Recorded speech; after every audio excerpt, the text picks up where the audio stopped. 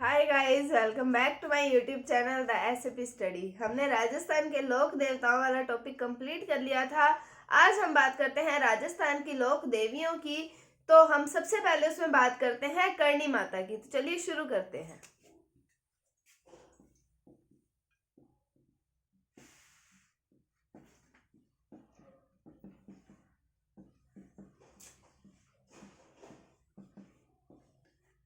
तो राजस्थान की लोक देवियों में सबसे पहले हम बात करते हैं करणी माता की।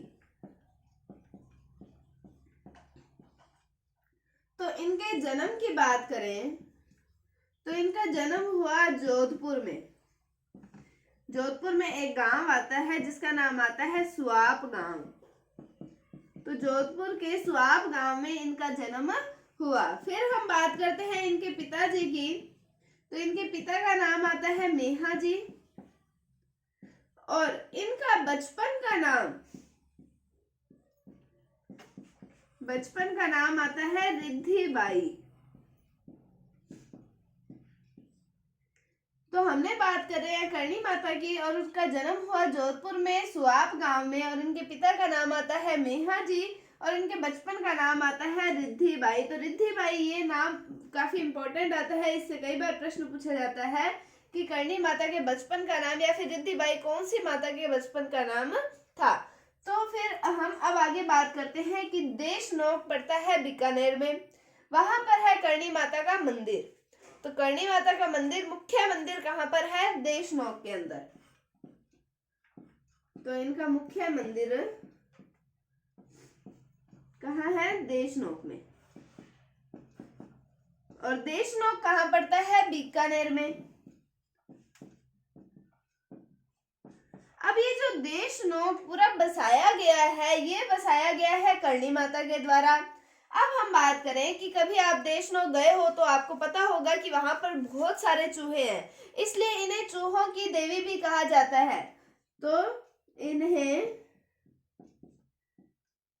चूहों की देवी भी कहा जाता है।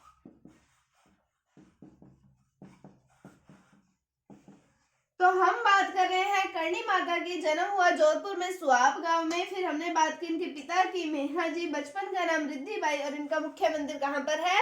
देशनोक बीकानेर में। और देशनोक किसके द्वारा बसाया गया? ये भी करणी माता के द्वारा ही बसाया गया था। फिर इन्हें चूहों की देवी भी कहा जाता है क्योंकि देशनोक में इनके मंदिर में बहुत सारे चूहे हैं, इसलिए इन्हें चूहों की देवी भी कहा जाता है।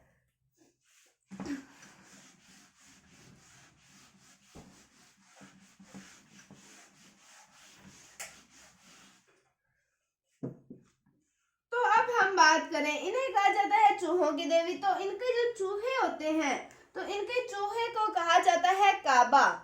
तो इनके चूहे को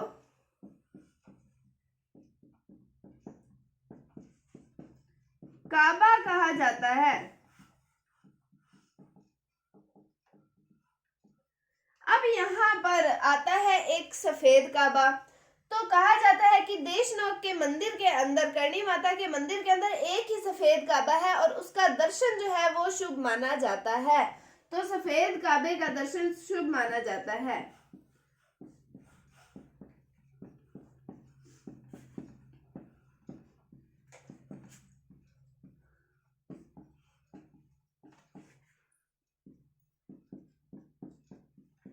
अगर आप देशनोक के मंदिर में जाते हैं तो वहां पर काले चूहे, तो यानी कि काले काबे तो बहुत सारे मिल जाते हैं, लेकिन सफेद काबे का जो दर्शन होता है वो बहुत ही शुभ माना जाता है और कहा जाता है कि वहां पर एक ही सफेद काबा है।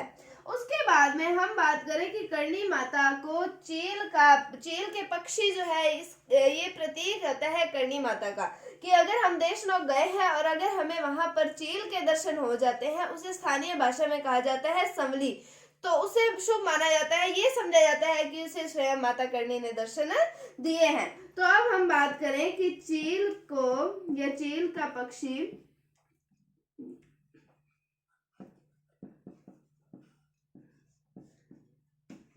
को करणी माता का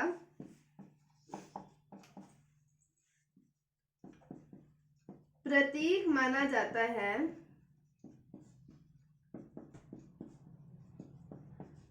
जिसे स्थानीय भाषा में संवली कहा जाता है। क्या कहा जाता है? संवली कहा जाता है। किसको कहा जाता है? चील को। चील का पक्षी जो होता है उसे कहा जाता है संवली। तो हमने पढ़ा कि इनके चूहे जो होते हैं किनके? करणी माता के, उन्हें कहा जाता है काबा। और सफेद काबे का जो दर्शन है वो शुभ माना जाता है। चील के पक्षी को करणी माता का प्रतीक माना जाता है, जिसे क्या कहा जाता है? संवली। चूहे को काबा और चील को क्या कहा जाता है? संवली कहा जाता है। उसके बाद हम आगे बात करें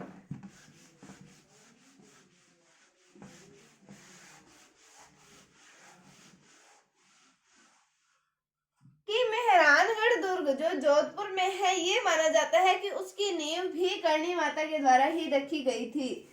तो मेहरानगढ़ दुर्ग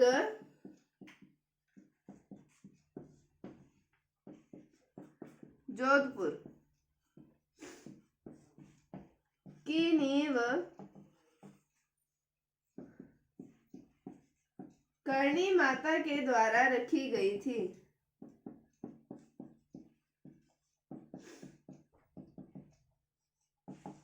और जो राव बीका आते हैं, हमने बीकानेर के शासक पढ़े हैं राव बीका, तो उन्होंने भी करणी माता के आशीर्वाद से ही जांगल प्रदेश को जीता था। तो राव बीका ने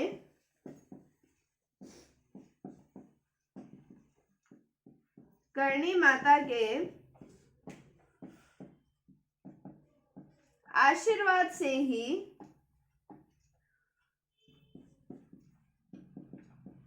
जांगल प्रदेश को जीता था।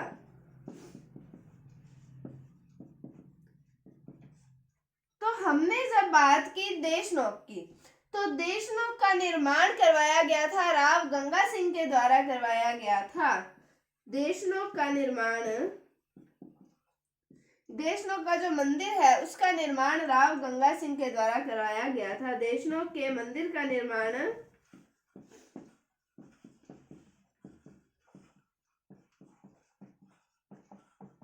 राव गंगा सिंह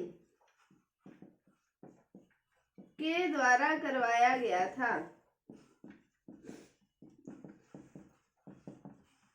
तो हमने बात की मेहरानगढ़ दुर्ग जो जोधपुर में है उसकी नींव भी करणी माता के द्वारा रखी गई थी। और हमने पढ़ा राव बीका ने भी करणी माता के आशीर्वाद से ही जांगल प्रदेश इसको जीता था। और देशनोक के मंदिर का निर्माण किसके द्वारा करवाया गया? राव गंगा सिंह के द्वारा करवाया गया था। अब हम आगे बात करते हैं इनके मेले की।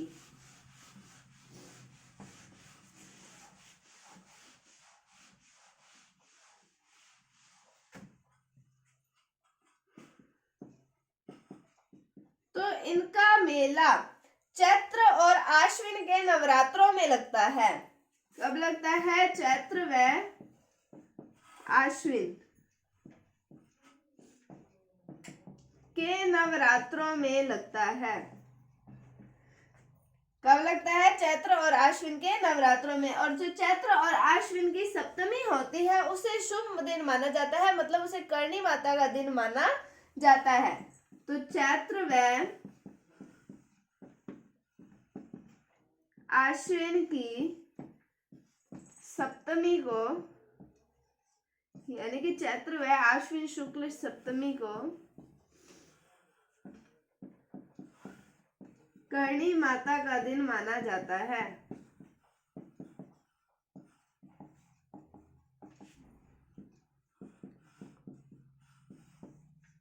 और जो करणी माता जो थी वो पूजा करती थी, तेमड़े राय की पूजा करती थी। तो करणी माता तेमड़े राय की पूजा करती थी। किसकी पूजा करती थी? तेमड़े राय की पूजा। तो ये था करणी माता के बारे में। हम इसको रिपीट करते हैं। इनका जन्म हुआ जोधपुर के अंदर सुहाग गांव के अंदर हुआ था। पिता का नाम मेहा जी, माता का नाम रिद्धिबाई आता है। देशनोक बसाया था, वहां पर इनका मुख्य मंदिर है। और इन्हें चूहों की देवी कहा जाता है। इनके चूहे को काबा कहा जाता है और सफेद काबे के दर्शन जो है वो शुभ माने जाते हैं। फिर हम बात करें कि चील का जो चील पक्षी होता है इसको करणी माता का प्रतीक माना जाता है, जिसे स्थानीय भाषा में क्या कहा जाता है? संवली। तो संवली कहा जाता है चील को, काबा कहा जाता है चूहे को। फिर मेहरानगढ़ दुर्ग का बात की हमने। मेहरानगढ़ दुर्ग जो जोधपुर में है उसकी नींव रखी गई थी करणी माता के द्वारा।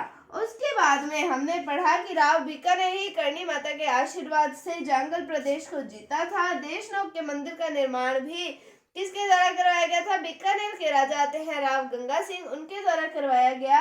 हमने बात की इनके मेले की। चैत्र व आश्विन की जो नवरात्रे होते हैं उसके अंदर मेला लगता है किसका? करणी माता का। और चैत्र व आश्विन शुक्ल सप्तमी को करणी माता का दिन माना जाता है और करणी माता तेमड़े राय की पूजा करती थी। तो आज हमने शुरू किया कौन सा? राजस्थान की लोक देवियां वाला टॉपिक। उम्मीद है आपको करणी माता के बारे में समझ आया होगा। अगर आपको इसमें कोई भी डाउट है तो आप कमेंट सेक्शन में पूछ सकते हैं। अगर आपको वीडियो थोड़ी सी भी अच्छी लगी है तो इसे लाइक कीजिए, शेयर कीजिए और चैनल पर नए हैं तो इसे सब्सक्राइब जरूर कीजिए। Thank you, thanks for watching, bye bye.